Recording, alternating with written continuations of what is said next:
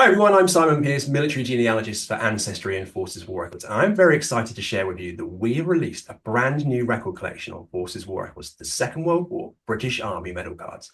Now, to discuss this exciting new collection, we are joined by a very special guest, Dr. Will Butler, Head of Modern Records at the National Archives. Will, thank you so much for joining us. Thank you very much for having me, Simon. Really happy and yeah, delighted to be able to come and talk to you about this really exciting collection. Oh, absolutely. I've had the privilege of meeting you a few times and working with you, and we're very lucky to have you and to talk about this fantastic new collection. But for Will, for anyone who hasn't met you before, could you just give us an insight into your fascinating role at the National Archives? Of course, yeah. So I'm head of modern collections, and for the National Archives, modern starts in 1782. So it's not post Second World War or even the start of the 20th century. We begin with the formation of the Foreign Office and the Home Office. Actually, I'm also one of our military records specialists. That's my background. I'm a historian and specifically a historian of the British Army during the 19th and 20th centuries as well. So, with a real passion in military research and military records, this collection must be very exciting for you. So, for anyone who hasn't heard of the Second World War British Army medal cards, what are these cards, Will?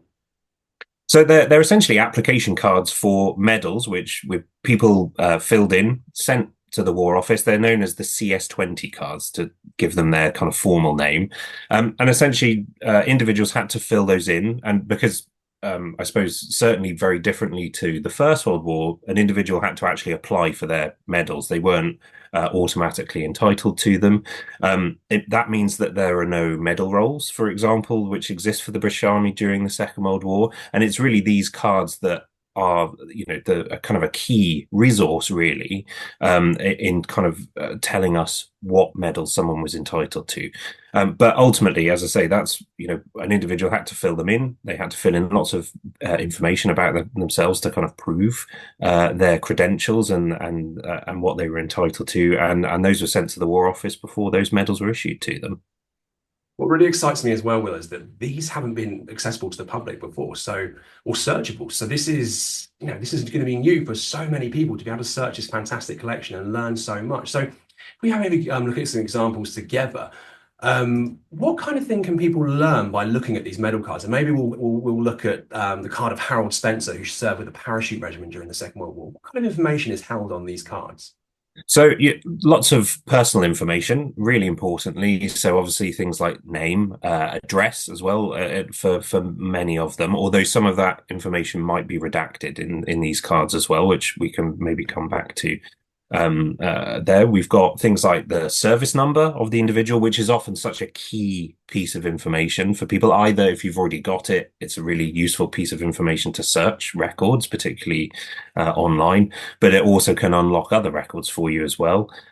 You have things like their discharge and discharge date, sometimes their age, and particularly their service group number. That's actually more often what is added here. And you can see in the case of this one, we do have an age rather than the group number, but often these cards contain the kind of service group number information, which was essentially a way of calculating when someone should be demobilized from the army. And it was based on length of service and date of birth. And their, essentially their age at the time as well. And really crucially, it includes, or normally includes, a regiment information, the information about the regiment that someone served in, which again, for lots of people researching, particularly their ancestor, they might know something about their service. They might know that they did serve, that they served somewhere. They might know, the area which they served, but quite often people don't often know the regiment details, and that again is such a key piece of information, which also then unlocks a whole host of other records as well. And of course, in the bottom right of the card, you can see here we actually see the medals that someone is entitled to as well. I'm always struck, and the bottom left of the card here, I always love seeing a signature from the individual that it relates to. That's always something that it kind of means a lot more, even if I'm not connected to the person. Being able to see that person's signature is always, such a fantastic thing to be able to see. And I know that people, other people have a kind of similar, has a similar effect on them as well. Quite special, isn't it? Particularly as not just family historians, but researchers, genealogists, military genealogists, just seeing, your ancestor's signature, to think they touched this record is very, very special. And you quite rightly point out, these cards are packed with information. And um, we'll get into in a moment, maybe the redactions and why these are so important. But to look at another card here, we have one for George Sweetland, who served with the Lifeguards during the Second World War, and you quite rightly picked up on the service group number, because as we can see in this example, you can see the number 10. Of course, he wasn't 10 years old, but you may see the correct age or date of birth here. But quite often, as you quite rightly point out, well, this is the service group number. So if you do at home see this number and 10 and think, oh, that's not their age, it's most likely their service group number. And as we can see here, absolutely packed with information. In terms of redactions, and we can keep going and look at maybe the card of, we have lots here. I've got one here for Katie Doyle of the Queen Alexandra Imperial Military Nursing Service during the Second World War. And what you might see is at home, some cards do have the white square and the blocking out the address and the name of the applicant, because there's a 100-year rule, so assuming that the person that applied was 18 at the time, this information will be redacted for 82 years from the medal receipt stamp on the front of the card. So it's worth bearing that in mind. The service person's details won't be redacted here, but it will be the next of kin's details that you'll see based on those the years I've mentioned. So absolutely packed with information here, Will. So one of the things I'd like to ask you is, and this is really important for me. So then, as a family historian, as a researcher, as a genealogist, someone interested in military research, why are these so important, would you say? Well, for me, I'm so quite obviously so excited about the prospect of to use these for a number of reasons. As I say, quite often I think this set of records, these cards in particular, are a massive opportunity really to unlock other sets of records as well. So they obviously give us some of the really important information about someone's service, where they might have served. So again, we take the example of Katie Doyle. We can see here that she served in Italy, and that's a really important, a really important insight into her service. And you can start to think and build up what that might have meant in her kind of context. And you can obviously do the same in other for other theatres of war as well. So that's a really important bit there. As I say, knowing the specific information about regiments and the services that they in which they served, or the different units in which they served, that really unlocks other potential and other information, other records, and really allows you, I think, the researcher to start just building those layers and building up that information. Again, ultimately about what the day to day and what that period of time was like for the individual that you're researching, whether they're as I say a family member or someone that you're researching.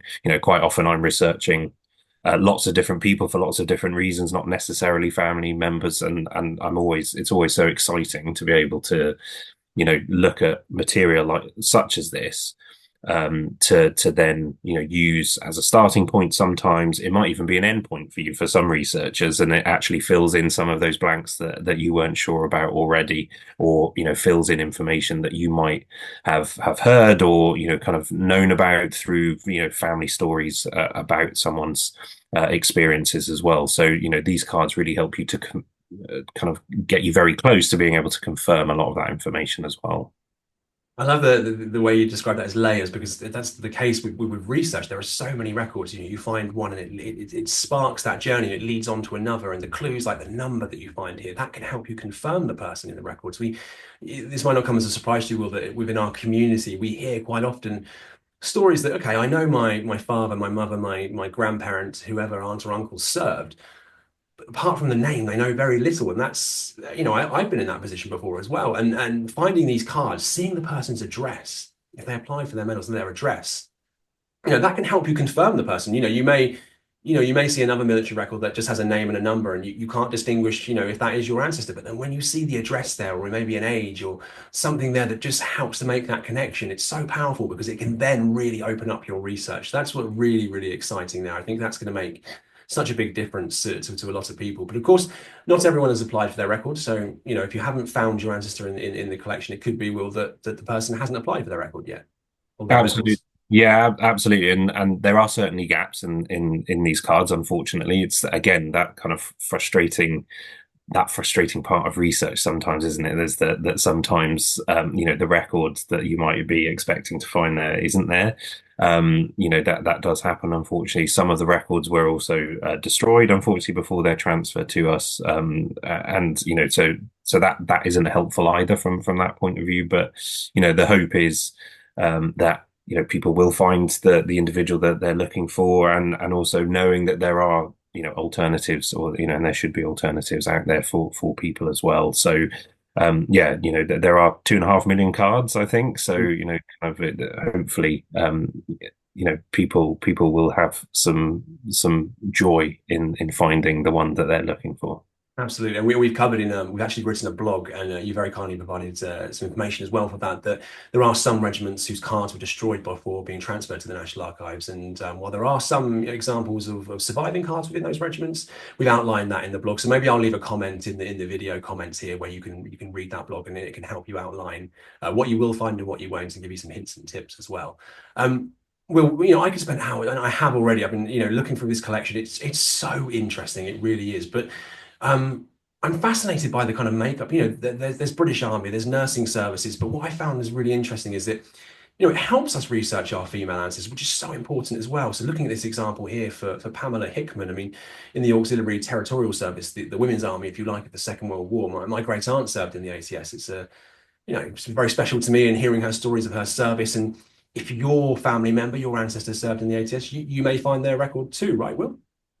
Yes, Yeah. absolutely. What's fantastic, as you say, about this collection is the broad range of collections, particularly women's service. Also, some kind of former colonial services are also represented in here as well. So, again, it's not just we're not just talking about men in the infantry. We're talking about all facets of military service that are kind of represented in this collection. And again, it's a fantastic opportunity, I think, certainly for us at the National Archives to explore some of those collections in a little bit more detail, and promote them in that way as well, because so often the ATS nursing services don't get the same kind of airtime either from in various different places. So it's really exciting for us, even if again we might not have a direct connection to some of these individuals and services, to be able to talk about their service and use other records in our own collections to help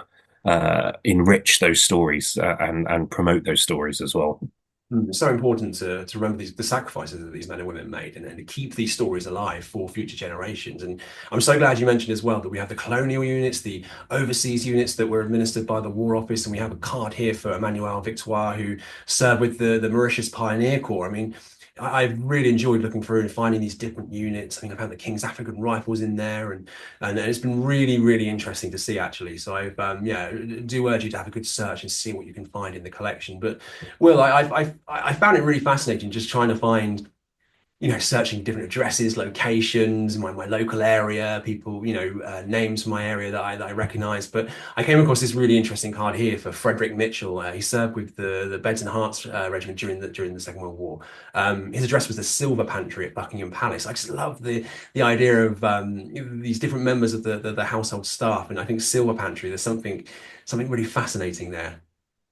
Yeah, absolutely. And again, this can certainly be, as you say, you've searched in your local area. This, it's not necessarily about, you don't necessarily have to have a connection to an individual. You might be researching a street or a house or a building. In this case, having a look at cards which relate to individuals who lived and worked in Buckingham Palace, and that can be transferred to any other locations really across the UK. So and indeed elsewhere. So you get these little fascinating snippets. Again, it's these kinds of ones that then makes me want to ask more questions and to do further research. I'm kind of going, okay, who was Frederick Mitchell? How long had he been in the area? Are there other records that I can use and look at? What did the first battalion of the Beds and with the Bedfordshire and Hertfordshire Regiment do during the war? I don't know that off the top of my head. I want to know what his service might have been like. I might go and look at the war diary for that unit and try and find out what they were doing on a day-to-day basis as well. So often, as I say, particularly if it's a starting point, these cards invite lots of questions, that hopefully we can answer. But that's the opportunities and yeah, what research is all about, as we say. So where it can lead to, which is really exciting. And you're asking the kind of questions that we ask, and we hope our community does too. In terms of, you find one clue, you go on to the next, and you can learn about the battalion, the regiment, what they were doing, where they were stationed, what they were experiencing, and it opens up so many different avenues. And of course, there's well-known people as well, well-known service people, maybe whether they were famous or for their acts of bravery or for their work during the war. And we have the card here for SOE agent Violette Sabo, the British-French SOE agent who sadly was killed in 1945. But really fascinating to see. It's a real piece of history when you see this card here. And if you aren't familiar with her story, you can do a bit of research and see what exactly she did in the Second World War. But it's finding cards like this that excite me, because I think, wow, this is real history right here. yeah, absolutely. And what was really interesting about this card is that obviously the unit that's specified for her is the WTS, the Women's Territorial Service, and the nursing yeomanry as well, not SOE. And that's really interesting. I think as a little kind of indication of the kind of her service and what she was doing. And we can see here from the card, obviously, because she was killed in 1945. This is an application from her next of kin as well, which in itself is incredibly moving. I always find that, and that whole process, of individuals, and I'm sure within your community there are lots of people who have applied for medals of their family members who did serve, who never received their medals or never applied for their medals in the first place. And I always find that as a process an incredibly moving one. It's such a testimony to how important these things are, that period of time was, but also then indicates how important these cards are as a collection as well, more generally. Well, I feel like we could talk about this collection for hours, and I really hope that our community feels the enthusiasm and enjoys looking through them as much as we do, and maybe finding a family member or someone you're researching, or maybe starting a research project, because this really is a fantastic collection. I just want to thank you all for joining us today, sharing your knowledge, giving us this wonderful insight into this collection. Thank you so much. Thank you very much for having me. And if you're watching at home, you can search the collection on Forces War Records. Do let us know how you get on. If you find your family member, if you find someone you're researching, share their stories. Let us know what you find.